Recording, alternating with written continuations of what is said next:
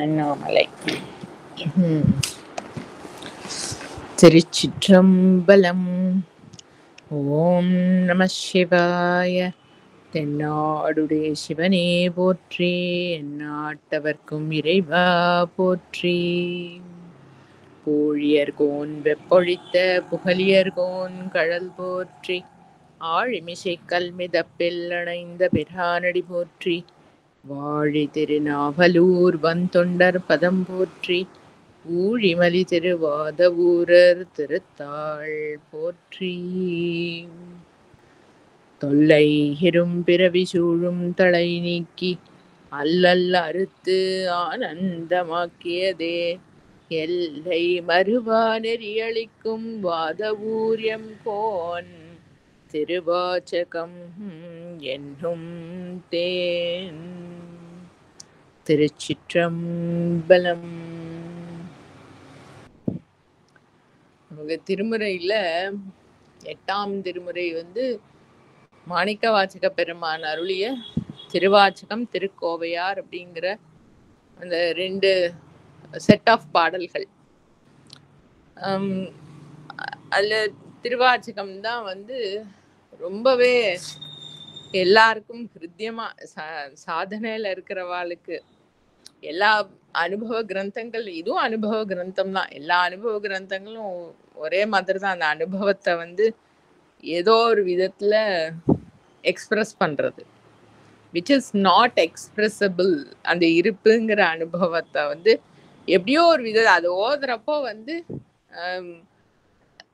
ஓதுறவன் he or she loses himself and becomes what they really are. அதுதான் அனுபவ கிரந்தம். அந்த மாதிரி திருவாச்சகமும் அனுபவ கிரந்தம் தான். பலது இருக்கே அனுபவ கிரந்தங்கள். அப்ப இதுல என்ன ஸ்பெஷாலிட்டி அப்படின்னா, அதோட பாவ மண்டலம். ஒரு ஒரு பாட்டோ ஒரு கிரந்தமோ ஒரு பாவத்துல இசைக்கப்பட்டது அப்படின்னா, அந்த பாவத்துல இருக்கிறவா அதுகிட்ட சட்டுன்னு ரிலேட் ஆவா இல்லையா? என்னது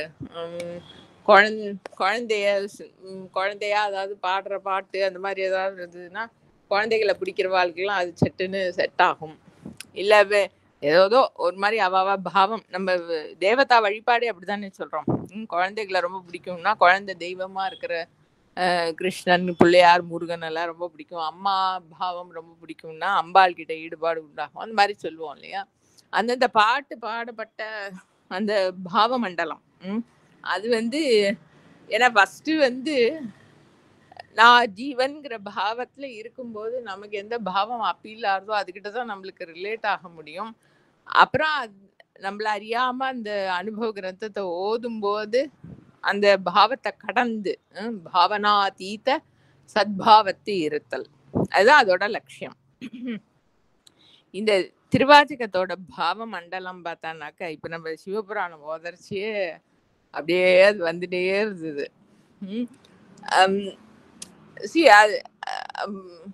அன்பு அந்த உருகிறதுன்னு இருக்கு இல்லையா? அது உருகிறத ஒரு அல்டிமேட்டான ஒரு லெவல்ல அத பரம்பொருளை நாடக்கூடிய ஜீவன் இதுக்கு மேல உருக முடியாது. உருகி அப்படியே கலந்து அந்த பரம்பொருளோட ஏகமா ஆயிடுறது, லூசிங் இட் செல்ஃப் இருக்கு இல்லையா? அது ஹைட்ஸ்ல இருக்கக்கூடிய அந்த எக்ஸ்பிரஷன் திருவாச்சகத்துல. அது அதனாலதான் அது வார்த்தை வெர்பல் மீனிங் எல்லாம் சொல்லப்படாதுன்னா என்ன, அது அதை கிராசிஃபை பண்றதா ஆயிடும். அந்த அனுபவத்தை தான் அப்படியே அனுபவிச்சுட்டு போகணுமே தவிர்த்து அதை இந்த வெர்பலா இந்த வார்த்தை அதுக்கு இந்த மீனிங், லெக்சிகன்ல இந்த மீனிங் அப்படிங்கிற மாதிரிலாம் அதை பார்க்கப்படாது அப்படின்னு சொல்றது அதுக்குதான். அது ரொம்ப வருஷ காலம் திருவாச்சகத்துக்கெல்லாம் உரையே இல்லாம இருந்தது. ஏன்னா அது அப்படி ஒரு அனுபவ கிரந்தம். அது ஓதரத்தையே அப்படியே அதுல உருகி போய் அந்த ஓதரவன் இல்லாம ஆறுதுங்கிறது தான் அதோட உண்மையான லட்சியம். சரி, அது அந்த அந்த பாவம் நம்மளுக்கு அப்படியே கிடைச்சுட்டே இருக்கும். இப்ப இந்த சிவபுராணம்ங்கிறது அது அப்ப நம்ம தேவாரம்லாம் கரெக்டா தேவார மூவர் வந்து எந்த பாயிண்ட்ல எந்த ஸ்தலத்துக்கு போனா அங்க எந்த சுச்சுவேஷன்ல அந்த பதிகம் பாடினா அப்படின்லாம் நம்மளுக்கு ரெக்கார்டு இருக்கு. பெரிய புராணத்துல சேக்கிழார் பெருமான் வந்து ஆல்மோஸ்ட் எல்லா பதிகங்களுக்கும் கிடைச்சிருக்கிற ஆல்மோஸ்ட் எல்லா பதிகங்களுக்கும் அந்த மாதிரி ஓரளவு ரெக்கார்டு இருக்கு. மாணிக்க வாசகர் சரித்திரத்தை பொறுத்த வரைக்கும் வந்து ஃபர்ஸ்ட் ஆஃப் ஆல் அவரை வந்து ஈசன் தீட்சை கொடுத்து திருப்பெருந்துறையில அனுபவத்தை கொடுக்கும்போதே அவர் சொல்லிவிட்டார், நீ வேற அல்ல நான் வேற அல்ல அப்படின்னு.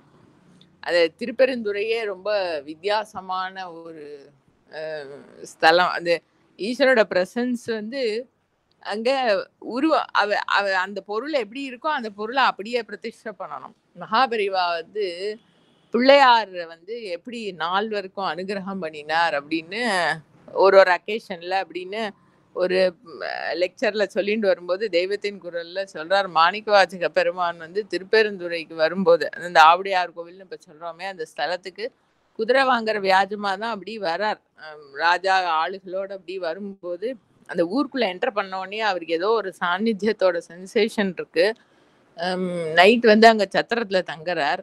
அங்க வந்து வெயில் உகந்த விநாயகர்னு ஒருத்தர் இருக்காராம். இப்ப எங்க இருக்காரோ தெரியல. அது அந்த பிள்ளையார் வந்து அவருக்கு சொப்பனத்துல தரிசனம் கொடுத்து ராத்திரி சொல்றாராம், எங்க அப்பா வந்து உனக்கு தீட்சை கொடுத்து குருவா வந்து உபதேசம் பண்ணுவார், தத்துவோபதேசம் பண்ணுவார், அப்புறம் கோவில் கட்ட சொல்லுவார். அதுல வந்து உருவமே இல்லாம பிரதிஷ்டை பண்ணி எங்க அப்பாவை, அப்பதான் வந்து அவரோட சாநித்தியத்தை வந்து பூர்ணமா கேப்சர் பண்ண முடியும் அப்படின்னு பிள்ளையார் வந்து உபதேசம் பண்றாராம் முதல் நாள் ராத்திரிய மாணிக்க வாசகருக்கு. அதாவது என்னன்னா எதுக்கும் அடங்காத பொருள். அதுக்குன்னு ஒரு உருவம் கிடையாது, அதுக்குன்னு ஒரு பேர் கிடையாது, அதுக்குன்னு ஒரு ஃபீச்சர்ஸ் கிடையாது. எல்லா பேரும் எல்லா உருவமும் எல்லா தன்மைகளும் குணபேதம் எல்லாமே அதுக்குள்ள அடங்கினது. எல்லாத்துக்கும் ஆதாரமா இருக்கிற பொருள். அதை எப்படி ரெப்ரசன்ட் பண்றது? அதனால்தான் அந்த கோவில்ல வந்து உருவமே கிடையாது. அவர் மாணிக்க வாசகர் கட்டின கோவில்னு பேசிக் ஸ்ட்ரக்சர் தான். அதுல வந்து அதை அவருக்கு ஈசன் வந்து ஒரு குரு ரூபத்துல தரிசனம் கொடுத்தார் இல்லையா, அவர் உட்கார்ந்துருந்த கல்லு அது குரு பீட்டம், அத மத்தியில வச்சு ஒரு கோவில் கட்டினார். அங்க யாரு உருவமே கிடையாது. ஆத்மநாதர், ஈசன் பேரு ஆத்மநாத சுவாமி. அவருக்கு உருவம் கிடையாது. அப்ப அந்த பிரசன்ஸ் மட்டும்தான் அங்க. இது சொல்லி அங்கேயே எங்கேயோ போயிடுத்து. என்னதுக்கு சொல்ல வந்தோம் அது என்னவோ போயிடுத்து, அப்படியே போயிடுத்து. பிள்ளையார் 3 இல்ல அது ஓகே. அந்த சாநித்தியம் ஓகே. இந்த உருவம் அது வாக்கு உருவம் அதுல எல்லாம் அடங்காத பொருள் அது. ஸோ அந்த அந்த அனுபவத்தை வந்து இந்த திருவாச்சகம் அவர் ஆட்கொள்றார். அடுத்த நாள் அதே மாதிரி பிள்ளையார் சொன்ன மாதிரி அவ அப்பா வந்து குருவா வந்து தத்துவோபதேசம் பண்ணி என்ன சொல்றாருன்னா, நீ வேற அல்ல நான் வேற அல்ல அப்படின்னு. அதான் ப்ராப்பர் தத்துவமசி. நீ நீ வேறெனாதிருக்க நான் வேறெனாதிருக்க நேராக வாழ்வதற்கு உன் அருள் கூற நீடார்ஷடாதரத்தின் மீதே பராபரத்தை நீ காணெனாங் அனைச்சொல் அருள்வாயே. சுவாமிமலை திருப்புகள்ல அருணகிரி பெருமான் சொல்றார், நீ நீ வந்து தேவதைன்னோ எதுனோ குருனோ ஏதோ ஒண்ணு, நீ அப்படின்னு ஒண்ணு நான் ஒண்ணு, அப்படி 2 செப்பரேட்டா இருக்கப்படாது. நீ வேற என்னாது இருக்க நான் வேற என்னாது இருக்க நேராக அது அப்பதான் வந்து ஒழுங்கா வாழறதாகுமா. அதுக்கு உன்னுடைய அருள் கூற இந்த உன்னோட சரவண பவாங்கிற ஷடாட்சரம் 6 எழுத்து இருக்கு இல்லையா, அத அந்த பொருளோட அந்த நாமாவோட உட்பொருளா இந்த மந்திரத்தோட உட்பொருளா இருக்கக்கூடிய பராபரம் எல்லாத்தையும் கடந்த அனுபவத்தை வந்து நான் உணரும்படியா எனக்கு வந்து அனுகிரகம் பண்ணணுமே அப்படின்னு அருணகிரி பெருமான் சுவாமிமலை, ஏன்னா அங்க அப்பாக்கு வந்து தத்துவோபதேசம் பண்ணார் இல்லையா, அவர்கிட்ட பிரார்த்தனை பண்றார். ஸோ அதுதான் பண்றார் இங்க திருப்பெருந்துறைங்கிற அந்த ஆவுடையார் கோவில்ல. ஈசன் வந்து நீ வேற அல்ல நான் வேற அல்ல அப்படின்னு மாணிக்க வாசக பெருமானுக்கு தீட்சை கொடுத்து 3 விதமான தீட்சை அங்க அதெல்லாம் இருக்கு. ஸ்பர்ஷ தீட்சை, பாத தீட்சை, உபதேசம். குடுத்து he was completely established in the source and he lost his individual sense completely. Manikkavasaga பெருமான். அதனால அதனால தான் அவரை வந்து 63 ஒரு ஆளா சேர்க்கறது கிடையாது. அவரை அடியாரா வைக்கிறது இல்ல. அது வந்து ஈசனுக்கு ஈசனோட கலந்தாச்சு. அப்புறம் அவர் அந்த ஒரு என்டிட்டி இருக்கு, அவரை ஒரு அடியாரா வைக்கணும் அப்படிங்கிற அந்த பாவம் கிடையாது. இன்னைக்கும் ஆவுடையார் கோவில்ல வந்து உற்சவம் நடக்கிறதப்போ வந்து ரொம்ப உற்சவங்கள்லாம் கிடையாது அங்க. பாக்கி கோவில் மாதிரி அந்த சுவாமிக்கு உருவம் கிடையாது. அந்த மாதிரி இப்ப இப்ப கொஞ்சம் கொஞ்சம் ஏதோ ஃபங்க்ஷன்ஸ்லாம் வந்திருக்கு. இருந்தாலும் ரொம்ப ஃபெஸ்டிவல்ஸ்லாம் கிடையாது. ஆனி மகம் அவர் ஈசனோட ஐக்கியமான நாளுக்கு அன்னைக்கு முடியிற மாதிரி ஒரு 10 நாள் உற்சவம். திருவாதிரை அன்னைக்கு முடியிற மாதிரி ஒரு 10 நாள் உற்சவம். அவ்வளவுதான் இந்த கோவில்ல. அந்த உற்சவங்கள்ல எல்லாம் வந்து ஈசனுக்கு ஒன்றும் வழிபாடு புறப்பாடுலாம் கிடையாது. மாணிக்கவாசக பெருமானுக்கு தான் புறப்பாடு. ஏன்னா அவர் தான் அவர் அங்க he is considered as the same as the Lord. He has lost himself completely with the Lord. அதனால வந்து அவருக்கு தான் வழிபாடு, அவருக்கு தான் புறப்பாடு எல்லாமே. அப்ப வந்து அவர் தீட்சை கொடுத்து கம்ப்ளீட்டா அவர் தன்னை இழந்த நிலையில முதல்ல பாடினது சிவபுராணம். இதுல வந்து அவர் பாடினது அப்படின்னு 51 ஹெட்டிங் இருக்கு, நம்மளுக்கு திருவாச்சகத்துல கிடைச்சிருக்கு. ஒரு சிலதெல்லாம் வந்து இவரோட சரித்திரம் வந்து ஷார்ட்டா இதுல கிடைக்கிறது, திருவிளையாடல் புராணத்துல கிடைக்கிறது. ஆனா தேவாரம் மூவரோட சரித்திரம் பெரிய புராணத்துல இருக்கிற மாதிரி அத்தனை டீட்டெயில்டா இருக்காது. எங்கேருந்து எங்க போனார், எப்ப எங்க என்ன பாடினார் அப்படிங்கிற மாதிரி எல்லாம் ஒன்றும் இருக்காது. பட் இந்த ஸ்தலத்துல பாடினதுன்னு அது ஏதோ ரிசர்ச் பண்ணினவாலோ ஏதோ பண்ணினாலோ அந்த மாதிரி கொடுத்துருக்கா. எந்த அக்கேஷன்ல பாடப்பட்டதுன்னு பாக்கி இதுக்கெல்லாம் ஒரு சிலதுக்கு தான் தெரியும். இந்த சிவபுராணத்துக்கு வந்து அவர் ஈசனை ஆட்கொண்டு அவர் தன்னை கம்ப்ளீட்டா இழந்த உடனே அவர் வந்து ஸ்பான்டேனியஸா அந்த அனுபவத்துல ஓதப்பட்டது. ஸோ இந்த சிவபுராணத்துல வந்து திருவாச்சகத்துக்கே வந்து பண்ணெல்லாம் கிடையாது. அது ஏதேதோ பாடல் வெரைட்டில இருக்கும். அவர் அப்படி யாத்திரை பண்ணிட்டு போறது அங்கங்க பொண்கள்லாம் விளையாடக்கூடிய அந்த விளையாடுறதெல்லாம் ஒரு மெட்டுல அப்படி பாட்டு பாடிட்டு விளையாடுற வழக்கம்லாம் அந்த காலத்துல இருந்திருக்கு. ஸோ அந்தந்த மெட்டு வந்து அந்தந்த மெட்ல அந்தந்த விளையாட்டு பாடல்களை ஒத்த மாதிரி ஈசனை ஸ்துதி பண்ணி எல்லாம் பாடியிருக்கார்.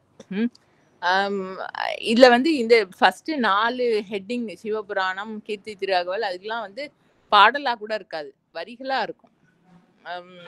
எந்த பண்ணிலையும் பாடணும்னு ஒன்றும் ரூல் எல்லாம் கிடையாது. அது இப்ப அந்த ஓதுவார் பரம்பரையில வந்து அந்த மோகன ராகத்துல திருவாச்சகத்தை பாடுறது, அப்புறம் அவாவா இது ஏதோ ராகத்தெல்லாம் பாடுறா. ஆனா ஆக்சுவலா திருவாச்சகத்துக்கு ஒரு ராகமும் ஒரு பண்ணும் கிடையாது. அது அனுபவமா அப்படியே ஓதுறது தான். அதுதான் அதோட இஃபெக்ட். ஸோ சிவபுராணம் வந்து அவருக்கு கம்ப்ளீட்டா அந்த இண்டிவிஜுவல் சென்ஸ் வந்து அழிஞ்ச நிலையில ஈஸ்வர சிவ புராணம், அவர் போய் என்னத்த புராணம் சொல்றது, ரொம்ப பழமையான பொருள், அனாதி முறை. இது ஏதோ குறிப்பு, அதெல்லாம் ரிசர்ச்சர்ஸ் கொடுத்த ஒரு ஹாஃப் சென்டென்ஸ் ஃபியூ வேர்ட்ஸ்ல இருக்கிற எக்ஸ்பிளனேஷன். இந்த குறிப்புங்கிறது சிவனது அனாதி முறைமை பழைமை. எப்படி அது வந்து காலத்தை கடந்த பொருளா இருக்கு, குணங்களுக்கு அப்பாற்பட்ட பொருளா இருக்கு அப்படிங்கிற தன்மை அதை வந்து பூர்ணமா எக்ஸ்பிரஸ் பண்ற இந்த பகுதி சிவபுராணம்ங்கிறது. அதுல வந்து நமசிவாய வாழ்க, நாதந்தாள் வாழ்க. அது வந்து ஈசன் தீட்சை கொடுத்து நீ வேற அல்ல நான் வேற அல்ல அப்படி சொல்லிவிட்டாரோ இல்லையோ. அப்ப வந்து ஈசனோட வாக்கு தானே அது. வாக்க கடந்து இருக்கக்கூடிய அனுபவம் தானே அது. இது வந்து ஈசனை ஒரு டிவோட்டி ஸ்துதி பண்ற மாதிரி நம சிவாய வாழ்க அப்படின்னு ஒரு ஆளு வந்து ஈசனை ஸ்துதி பண்ற மாதிரி பாவத்துல இருக்கிறது இல்லை அது. ஆக்சுவலி அனுபவ கிரந்தங்கள் எல்லாத்துக்குமே பொருந்தும், திருவாச்சகத்துக்கு ரொம்பவே பொருந்தும். யார் யார் எந்தெந்த நிலையில அதை ஓதுறோமோ அந்தந்த நிலையில அதுக்கிட்ட ரிலேட் ஆகலாம். அதனால்தான் அதுக்கு இதுதான் மீனிங்னு ஒன்றும் கிடையாது. ஒரே ஆளே வந்து ஒரு பாவத்துல அதை ஓதும் போது ஒரு ஒரு மாதிரி அதுகிட்ட கனெக்டட் ஆகும். ம். இந்த நமசிவாயங்கிறது வந்து நம்ம சாதாரணமா பஞ்சாட்சரம், ஈஸ்வருடைய மந்திரம், ஈஸ்வருடைய நாமா ஏதோ சொல்றோம் இல்லையா? அது வாழ்க அப்படின்னு சொல்றாரு. ஆக்சுவலா வந்து இத பாடுறது வந்து அவர் தன்னை இழந்த நிலையில. இந்த நமஸ்காரம் பார்த்தா ஒரு எத்தனை லைன் வரைக்கும்?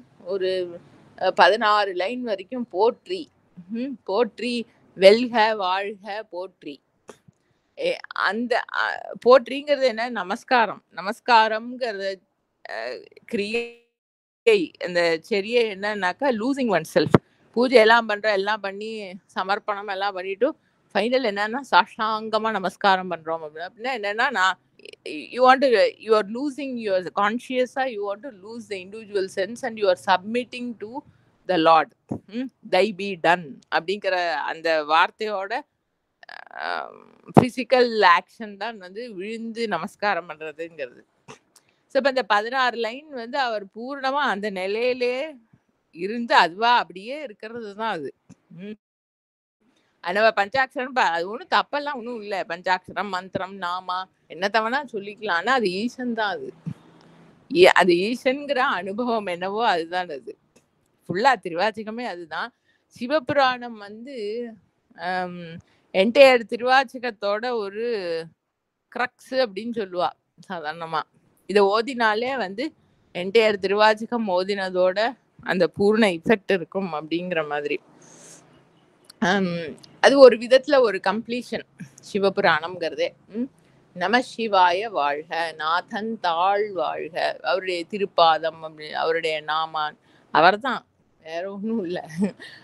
அது வாழ்கன்னு நம்ம ஏதோ வாழ்த்துறோம்னா அது க்ஷேமகரமா இருக்கட்டும், எனக்கு இன்பம் பயக்கட்டும், எல்லாருக்கும் கொடுக்கட்டும், அது அந்த இன்பம் தான் அது. அது ஒன்றும் அதான் அது வெர்பலா அதை எடுத்துக்கவே கூடாது. அவர் அனுகிரகம் பண்ணின குருவா வந்து அனுகிரகம் பண்ணி when a person has completely lost his personality அவர் வாக்குலேருந்து வர்றது அந்த அனுபவம் தான் அது. நம சிவாய வாழ்க, நாதன் தாழ் வாழ்க, இமைப்பொழுதும் என் நெஞ்சில் நீங்காதான் தாழ்வாழ்க. அது இண்டிவிஜுவல் சென்ஸோ எதுவா இருந்தாலும் வந்து it is ever one with that. It can nothing can ever remain apart from தட்ங்கிற அந்த அனுபவம் இமைப்பொழுதும். அது என்னவோ அந்த டைமிங்கை ரொம்ப அழகா சொல்றாரு அப்படின்னு எப்படி வேணா எடுத்துக்கலாம். அதை அனலைஸ் எந்த பாவத்துல பாக்குறோமோ அந்த பாவத்துல எடுத்துக்கலாம். அந்த again the unity, something which can never be multiple, something from அதான் மல்டிபிள் தான், அதோட அவ்வளவுதான். அது அதாவது எனக்கு அந்நியமான அந்த கிளைம் கூட கிடையாது. இருக்கிறது ஒரு பொருள், அந்நிய பொருள் அற்று இருப்பு மாத்திரமா இருக்கிறது. இமைப்பொழுதும் என் நெஞ்சில் நீங்காதான் தாழ்வாழ்க, கோகழி ஆண்ட குரு மணியதன் தாழ்வாழ்க. கோகழிங்கிறது வந்து திருப்பெருந்துறைக்கு சொல்ற ஒரு பேர் அப்படின்னு சொல்றது உண்டு. அது சில பேர் வந்து திரு ஆவடுதுறைன்னு ஒரு ஸ்தலம் இருக்கே, அதுக்கும் கோகழிங்கிற பெயர் இருந்திருக்கு. முன்னாடி காலத்துல எப்படி அது வழங்கின்றதோ அதுவும் தெரியாது. நம்மளுக்கு ஒரே பேர்ல 2-3 ஸ்தலங்களும் இப்ப இருக்கிறது கூட பாக்குறோம் நம்ம. பட் கோகழிங்கிறது வந்து இது திருப்பெருந்துறைக்கு இருந்த ஒரு பெயர் அப்படின்னு சொல்றதும் உண்டு. கோகழி ஆண்ட குரு மணி தன் தாழ் வாழ்க, அது குரு மனிதன் கிடையாது, குரு மணி தன் தாழ் வாழ்க. சிரேஷ்டமான குருவா வந்து சிரேஷ்டமான குருவை வந்து எடுத்து முழுங்கி விடுறாரோ இல்லையா, அந்த ஜீவ போதமே இல்லாம அந்த மாதிரி அனுகிரகம் பண்ணி கம்ப்ளீட்டா இல்லாம பண்ணினார். அது வாழ்கன்னா எகெயின் அதான் அந்த அனுபவம் தான். ஆகமமாகி நின்று அன்னிப்பான் தாழ் வாழ்க. ஈசன் வந்து அவர் அனுபவமே ஸ்வரூபமா தான் இருக்கார். தன்னை வரவா எல்லாருக்கும் அந்த பாவத்தை கொடுக்கிறார். ஆனா இந்த மாயா மலம் கண்ம மலம்லாம் இருக்கிற ஜீவன்களுக்கு ஏதோ கொஞ்சம் பண்ணணும் அப்படிங்கிற மாதிரிலாம் இருந்து ஏதோ கொஞ்சம் கிராசர் அண்டர்ஸ்டாண்டிங்லாம் இருக்கு அப்படின்னு சொன்னாக்க ஆகம விதிப்படி அந்த ஈசன் கிட்ட கனெக்டட் ஆகிறதுக்கு வழியெல்லாம் வகுத்து கொடுத்ததும் அந்த ஈசன் தான். அப்படி சமீபிச்சு வந்து தன்னை வழங்கி கொடுக்கிறார் ஜீவன்களுக்கு அதோட நிலைக்கு தகுந்த மாதிரி. ஆகமம் ஆகி நின்று அன்னிப்பான். அண்ணுதல்ங்கிறது வந்து சமீபிக்கிறது. நம்ம அண்ணாமலை வந்து அவர் ஒளி வடிவம், ஞான ஒளி வடிவமா இருக்கு. அவர் யாரும் கிட்டக்கவே போக முடியாது. கிட்டக்கவே போக முடியாதுன்னா, கிட்டக்க போய் அந்த ஆள் இருக்க முடியாது.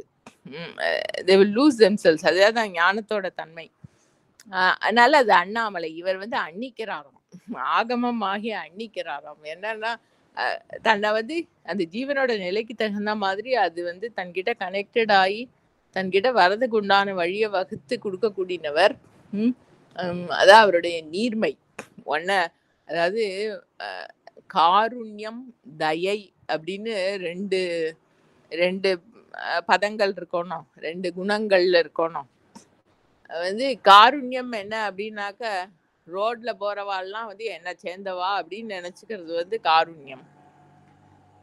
தன்னை வந்து ரோட்ல போறவனுக்கு I belong to the person on the road அப்படின்னு நினைச்சுக்கிறது தயை.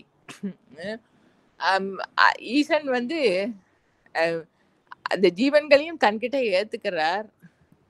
தானும் இறங்கி அவ நிலைக்கு வந்து நீர்மை இறங்கி வந்து நான் உன்னை சேர்ந்தவன்பான்னு தன்னை வந்து ஆஃபர் பண்ணி நம்மளுக்கு கொடுக்குறார். ஆகமம் ஆகி நின்று அன்னிப்பான் தாழ் வாழ்க, ஏகன் அநேகன் இறைவன் அடிவாழ்க. இருக்கிறது ஒரு பொருள் தான், ஆனா யாருக்கு பாக்குறாளோ பலதான், அவளுக்கு தெரியறது பலதான். அப்படி இருக்கிற பொருளாவும் இருக்கார். ஏகன் அநேகன் இறைவன் அடி வாழ்க, வேகம் கெடுத்து ஆண்ட வேந்தனடி வெல்க. அது வந்து இந்த மனசோட வேகம். இந்த பலது இருக்கு, பலது செயல்பாடுகள் பண்ணணும், போகணும், வரணும், கிடைக்கணும், அப்படி இப்படி இப்படின்னு அந்த அதான் அந்த மனசோட செயல்பாடுகள்.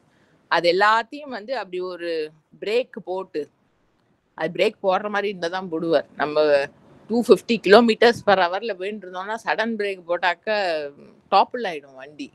அது ஓரளவு அப்படி நியமப்பட்டிருக்கிறதுல வந்து பிரேக் போட்டு நிறுத்தலாம். இல்லைன்னா ஆகம வழியில மெதுவா ஸ்லோ டவுன் பண்ணி அப்புறமா வரணும், பிரேக் அப்ளை பண்ணி. வேகம் கெடுத்து ஆண்ட வேந்தன். போரும் நீ ஒன்றும் பண்றதுக்கே இல்லைப்பால, இருக்கிறது தான் அப்படிங்கறத வந்து அனுபவபூர்வமா கொடுத்து அந்த அப்படியே அந்த அனுபவத்துல எஸ்டாப்ளிஷ் பண்ணக்கூடியவர். அப்படி இருக்கிற அந்த பொருள் வேந்தனடி வெல்க. பிறப்பு அறுக்கும் பின் அந்த இண்டிவிஜுவல் சென்ஸ் எவ்வளோ நாள் இதையே பிடிச்சுட்டு இருப்பான். அண்ணாமலை தான் சொல்வேன், எவ்வளோதான் இந்த இண்டிவிஜுவல் சென்ஸை பிடிச்சிட்டு அதை ஃபீட் பண்றது. இந்த உருவம் இது இப்படி இருக்கணும், இந்த மனசு அது அப்படி இருக்கணும், நான் ஜென்மா முழுக்க அதையே மேனேஜ் பண்ணிட்டு எவ்வளோ நாள் அப்படி இருக்கிறது? போர் அடிச்சு போயிடாது? போருமே, நிறுத்திடலாமே. பிறப்பு அறுக்கும் பிஞ்சகன். அவர் பிறக்காதவர், தன்னை நான் அடையறவாளுக்கும் வந்து அவளுடைய பிறப்பையும் அறுக்க வல்லவர். பிறப்பு அறுக்கும் பிஞ்சகன் தன் பெய்க்கடல்கள் வெல்க. அவர் திருப்ப அதம்ங்கிறது அவரோட பிரசன்ஸ் தான், வேற ஒன்றும் கிடையாது. அது வெல்கன்னா என்ன, அதுதான் இருக்கு, அதுதான் அனுபவம். புறத்தார்க்கு செய்யோன் தன் பூங்கழல்கள் வெல்க. பாக்கியமான ஃப்ளோ, புறத்தார்கள், அதாவது இந்த பொருளை வந்து நாடாதைக்கு அதோட மேனிஃபெஸ்டட் ஃபார்ம்லயே இன்ட்ரெஸ்ட் இருக்கிறவர்கள், அந்த பொருளை அதோட பியூர் ஃபார்ம்ல நாடாதைக்கு அதோட மேனிஃபெஸ்டட் ஃபார்ம்லயே வந்து இன்ட்ரெஸ்ட் இருக்கிறவர்கள், அவளுக்கு வந்து ரொம்ப தள்ளி இருக்கிற பொருளாவும் ரொம்ப அடையறதுக்கு கஷ்டமா இருக்கிற பொருளாவும் காணப்படுறவராம். அதுவும் அவரே தான். புறத்தார்க்கு செய்யோந்தன் பூங்கழல்கள் வெல்க. கரம் குவிவார் உள்மகிழும் கோன்கழல்கள் வெல்க. கைகூப்பி சமர்ப்பணம் பண்றவாளுக்கு அவளுக்கு ஹிருதயத்திலேயே அனுபவிக்கிற பொருளா கிடைக்கிறாராம். கரம் உள்மகிழும் கோன்கழல்கள் வெல்க. சிரம் குவிவார் ஓங்குவிக்கும் சீரோன்கழல் வெல்க. தலைய மேல கூப்பி, அது ஒரு விதமான சமர்ப்பணம். எந்தெந்த பாவத்துல அந்த ஜீவன் வந்து அந்த பொருளுக்கு, மூலப்பொருளுக்கு சமர்ப்பணம் பண்றதோ அந்தந்த விதத்துல அவளை கை தூக்கி விட்டு அவளோட அனுபவத்தை கொடுக்கக்கூடியனா அந்த பரம்பொருள். வெல்கனா ஒன்றும் அது என்ன ஜெயிக்கிறதுக்கு என்ன இருக்கு, அதான் இருக்கு. அதோட இருப்பு தான் வந்து அதோட ஜெயம். சிறங்குவிவார் ஓங்குவிக்கும் சீரோன்கழல் வெல்க. ஈசன் அடி போற்றி, எந்தை அடி போற்றி. எல்லாத்தையும் கடந்து இருக்கிறது தான் ஈசத்துவம். எல்லாத்துக்கும் அதிபதியா, எல்லாத்தையும் தன்னுடைய ஆளுகைக்குடைய தன்மை ஈசத்துவம். அப்படி இருக்கிற பொருளுக்கு சமர்ப்பணம். எந்தைங்கிறது வந்து அப்பாங்கிற ஒரு அர்த்தம் இருக்கு. அதாவது அப்பா பாவம். ஒரு அப்பா வந்து குழந்தைக்கு எப்படி ஒரு ஃபாதர்லி சப்போர்ட் குடுத்து அந்த குழந்தைக்கு வந்து அம் அம்மா வந்து இது அம்மாவோட, அப்பாவோட ரோல் வந்து ஒரு குழந்தைக்கு பார்க்கறச்ச, அம்மா வந்து ஃபிசிக்கலா சாப்பாடு குடுக்கறதுலேருந்து, அந்த குழந்தைக்கு கிளீன் ஹேபிட்ஸ் எப்படி அவளும் மாரல் பேஸ் எல்லாம் குடுக்குறா. அப்பா வந்து அறிவுபூர்வமா எதை எப்படி பார்க்கணும், எப்படி வளரணும் அப்படிங்கிறதெல்லாம் குடுக்குற அந்த அப்பாவோட சப்போர்ட். அந்த மாதிரி ஒவ்வொரு ஜீவனுக்கும் வந்து அத ஃபீட் பண்ணி, அம் அ எந்தை அடி போற்றி. அப்படி அப்பா பாவத்துல வந்து அந்த ஜீவன சப்போர்ட் பண்ணி தன்கிட்ட அணைச்சுக்கிற அந்த பரம்பொருள். அதுக்கு ஒரு சமர்ப்பணம். ஈசன் அடி போற்றி, எந்தை அடி போற்றி, தேசன் அடி போற்றி, சிவன் சேவடி போற்றி. ஒளிமயமா இருக்கக்கூடியவர் தேசன். ஒளிங்கிறது வாஸ்தவத்துல நம்ம வெளியில பாக்கறச்சு அந்த ஏகஸ்லோகி வருது இல்லையா, ஆதிசங்கரோட அண்ணாமலையான் கூட தமிழ்ல டிரான்ஸ்லேட் பண்ணியிருக்காரு. அதுல பார்த்தா ஒளி அப்படிங்கிறது சூரியன்ல இருந்து ஆரம்பிக்கும். சூரியன், சந்திரன், அக்னி, அப்புறம் அதோட ஒளி என்னன்னா மனசோட ஒளி வந்து இன்டலெக்ட்.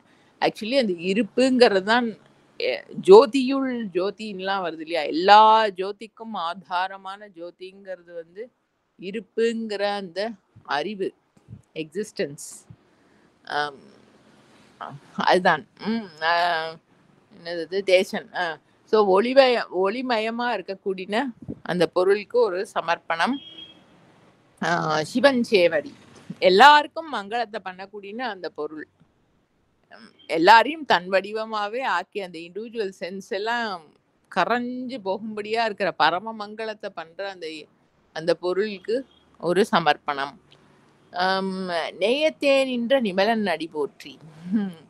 அன்பு, அன்புல வந்து அன்பு மூலமா தான் அவரை வந்து கிடைக்க முடியும். பின்னால இவரே சொல்லுவார், உன்னை வந்து யாருக்கு தெரிஞ்சுக்க, உன் கூடவே இருக்கிறவ, பக்கத்திலேயே இருக்கிறவானா உன்னை தெரிஞ்சுட்டுலாமோ. இந்த அம்மையே சொல்றார், உன்னோட உருவத்துல பாதி எடுத்துட்டு இருக்காளே, அப்படி பாதி எடுத்துட்டா உன்னை தெரிஞ்சுட்டுலாமோ, கூடவே இருந்தா தெரிஞ்சுட்டுலாமோ. உங்ககிட்ட அன்பு இல்லாத வாழ்க்கை உன்னை எப்படி தெரிஞ்சுக்க முடியும். அன்புனால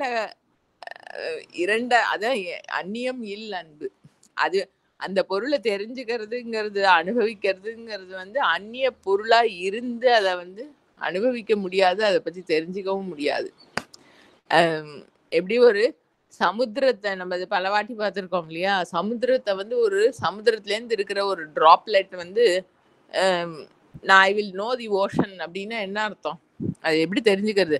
சமுத்திரமும் அந்த டிராப்லெட்டும் ஒண்ணுதான். ஆனா அந்த சமுத்திரத்தை வந்து தனக்குள்ள அடக்க முடியாது அந்த டிராப்லெட்டால. அதோடைய தன்மைகளை வந்து தனக்குள்ள அடக்கிக்க முடியாது. இந்த பொருளை நான் தெரிஞ்சுடுறேன், நான் புரிஞ்சுடுறேன், அதோடைய தன்மை என்னன்னு வந்து அனலைஸ் பண்ணி அதை அடைஞ்சுடுறேன். என்னோட சாமர்த்தியத்துக்குள்ள நான் அதை, அதாவது என்ன அது தெரிஞ்சுடுறேன்னா என்ன அர்த்தம், நான் அந்த இண்டிவிஜுவலா இருந்து என்னோட சாமர்த்தியத்துக்குள்ள அதை அடைச்சுடுறேன்னு தானே அர்த்தம். அந்த டிராப்லெட் வந்து அந்த சமுத்திரத்தை நான் எனக்குள்ள அடைச்சுடுறேன் அப்படிங்கிற மாதிரி. அது வந்து முடியவே முடியாது. இந்த droplet வந்து it should lose its individual sense as a droplet in the ocean by merging in the ocean, and it can know the ocean by being the ocean. அதுதான் பாசிபிள். அதனால எப்பேற்பட்ட சாமர்த்தியம் இருக்கிறவாளாலையும் வந்து அவளோட சாமர்த்தியத்தினால வந்து அந்த பொருளை வந்து தெரிஞ்சுன்ற முடியாது. அதோட தன்மைகளை புரிஞ்சுக்கவோ, அதோட தத்துவங்களை அனலைஸ் பண்றதுக்கோ, அதை பார்க்கறதுக்கோ, கேட்கறதுக்கோ, அதுக்கிட்ட ரிலேட் ஆகிறதுக்கோ. நம்மளுக்கு ஏதோ பாவங்கள்லாம் ரொம்ப ஸ்ட்ராங்கா இருக்குன்னா அந்த பாவத்தினால, பாவ மண்டலத்துல அவர் அப்படியே பிடிச்சுடுறோம். ஆக்சுவலா அவர் கிருப்பையினால வர்றாரு, எல்லாருக்கும் அவ நிலைக்கு தகுந்த மாதிரி வழங்கி கொடுக்கறார். பட் அது அவரோட பூர்ணத்தை இல்லை. எக்ஸாஸ்டிவா அந்த பொருளை வந்து நம்ம உணரணும் அப்படின்னு சொன்னா, அந்த உணர்றவன் வந்து அந்த பொருள்ல தன்னை இழக்கணும். அதுவா இருந்துதான் வந்து அதை தெரிஞ்சுக்க முடியும், அதை உணர முடியும். ஏன்னா அதுக்கு இருக்கிற ஒரே ஃபீச்சர் இருப்புங்கிறது மட்டும்தான். அதுக்கு உருவம் கிடையாது, அதை பார்க்க முடியாது. ஆனா நம்ம உருவத்தோட அதை திங்க் பண்றோம்னா உருவத்துல வந்து நம்ம கிட்ட ரிலேட் ஆகும். அது நம்ம பேசினா அது கேட்காது. அதுக்கு காதெல்லாம் ஒண்ணும் கிடையாது. ஆனா நம்ம பிரார்த்தனை பண்ணினா அனுகிரகம்லாம் பண்ணும். நம்ம நிலைக்கு தகுந்த மாதிரி இறங்கி வந்து நம்மளுக்கு ஏதாவது மெசேஜ் குடுக்கும். அதுக்கு வாயெல்லாம் கிடையாது. பேசலாம் பேசாது. ஆனா நம்ம பாவ மண்டலத்துக்கு தகுந்த மாதிரி ஏதோ மெசேஜ் எல்லாம் குடுக்கும். டைரக்ஷன்ஸ்லாம் குடுக்கும். எல்லாம் பண்ணும். அதுக்காக வந்து நம்ம ஈசன புடிச்சுட்டோம். நம்ம நாமதேவர் சரித்திரத்துல வரும் இல்லையா? அவர் வந்து 6 வயசுலேருந்து விட்டல் கிட்ட விளையாடி அப்படி பழகினதுனால வந்து விட்டல் வந்து என்னோட ஃப்ரெண்டு தான் அப்படின்னு என்ன பண்றது? விட்டல் எனக்கு கிடைச்சுட்டான் அப்படிங்கிற மாதிரி பாவத்துல இருந்தாராம். அப்புறம் அவருக்கு அந்த மிஸ்கான்செப்ஷன் போகிறதுக்காக வந்து இவர் ஞானேஸ்வர் கோரா கும்பார்லாம் சேர்ந்து ஒரு டிராமா மாதிரி பண்ணுவா. எல்லாரும் கோரா கும்ஹாருங்கிறது வந்து பானை இது என்னது குயவன் அவர் வந்து அவரை அவரோட ப்ரொஃபஷன் வந்து பானை பண்றது. அப்ப எல்லாரும் வந்து அடியார்கள்லாம் கூப்பிட்டுருக்கா. எல்லாரும் வந்திருக்கா. ஞானேஸ்வர் எல்லாரும் வந்திருக்கா. அந்த காலத்துல இருந்த எல்லா அடியார்களும் இருக்கா.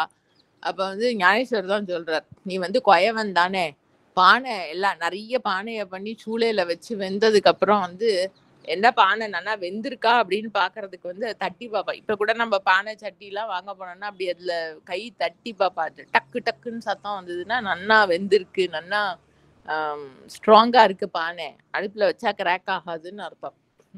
அது அவர் ஒரு குச்சியை வச்சு தட்டி பாப்பாராம். சூளையில எல்லாம் சுடும் பயங்கரமா. எரிஞ்சு முடிஞ்ச உடனே எல்லாம் கரெக்டா வெந்திருக்கான்னு பார்த்து வேகாத பானையெல்லாம் திருப்பி சூளையில போடணுங்கிறதுக்கு வந்து ஒரு குச்சியை நீள குச்சியை வச்சுட்டு பானையெல்லாம் தட்டி தட்டி பார்த்து வெந்த பானை வேகாத பானைன்னு பிரிச்சு எடுப்பாராம்.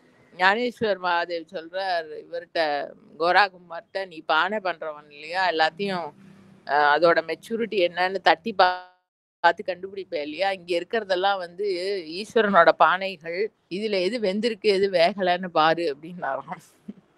சரி சுவாமி அப்படியே பண்றேன் அப்படின்னு நமஸ்கார பூர்வம் அந்த அந்த பானையை டெஸ்ட் பண்ற கோலை எடுத்து எல்லார் தலையிலயும் ஒருத்தர் தலையிலயா தட்டினாராம்.